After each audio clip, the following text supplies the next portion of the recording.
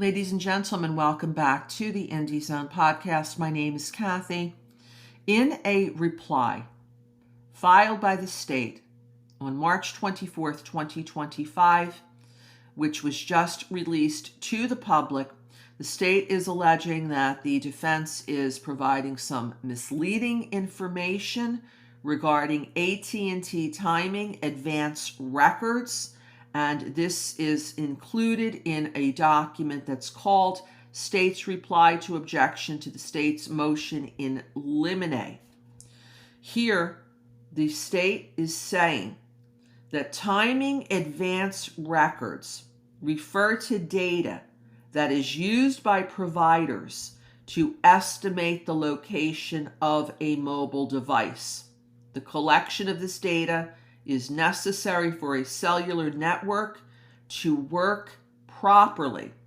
Carriers, according to the state, do not retain this data indefinitely. And if we go on to page 2, it says here, regarding AT&T, and AT&T was Mr. Koberger's cell phone provider. Before June 2023, AT&T retained timing advance records for 7 days.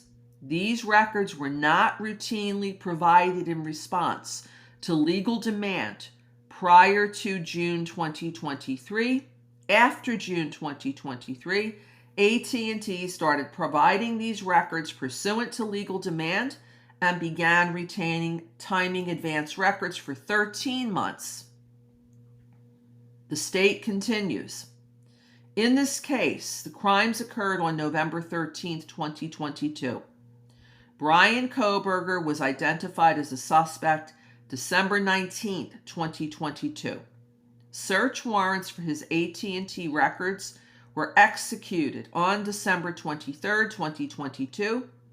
At this point, timing advance records were not available for Brian Koberger's phone to cover the relevant time period, and that relevant time period being November 13th, 2022. Why that date? That is the date of the crimes that occurred at 1122 King Road, ladies and gentlemen. The state continues, despite defendants' repeated assertions, the fact of the matter is that AT&T did not provide timing advance records to law enforcement for Brian Koberger's phone. The state is attaching affidavits from AT&T verifying that the state did not receive timing advance records for Brian Koberger's phone. See State's Exhibits S1 and Exhibit S2. So what the state is doing here is in support of this reply, which is argument. This is the attorney interpreting evidence. The state is attaching evidence in the form of affidavits, sworn statement from AT&T verifying that the state did not receive timing advance records for Brian Koberger's phone, and referring to these two exhibits in support. Based on the above, statements or inferences by defense counsel or their witnesses that there is additional evidence that could have been provided or was not provided is simply not correct and should not be allowed.